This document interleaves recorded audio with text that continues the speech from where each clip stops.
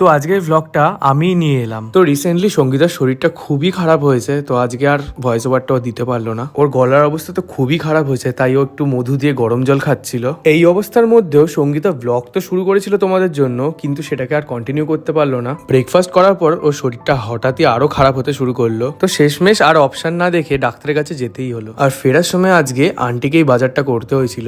বাড়ি এসে আন্টি সঙ্গীতার মন পছন্দের লোটে মাছের ঝুড়ো রান্না করেছিল, বাট ও কিছুই খেতে পারছে না দেখে সন্ধ্যাবেলা আমিই বেরিয়ে পড়লাম। বেরিয়ে তো পড়েছি, কিন্তু নেবোটা কি? শেষমেশ সঙ্গীতার কিছু মন পছন্দের স্ট্রিট ফুড নিয়ে নিয়েছিলাম। আর এদিক থেকে বোন জানতে পেরে ও বায়না তুললো যে ও দিদিকে দেখতে যাবে। সত্যি কথা বলতে আমি এইভাবে কোনোদিনও তোমাদেরকে কিছু বলি না। এই মানুষটা আমাদের জন্য যে কি করে সেটা আমি এই 1 মিনিটের ভিডিওতে বলে বোঝাতে পারবো না। আরে না না, হুপিং কাশি হয়নি।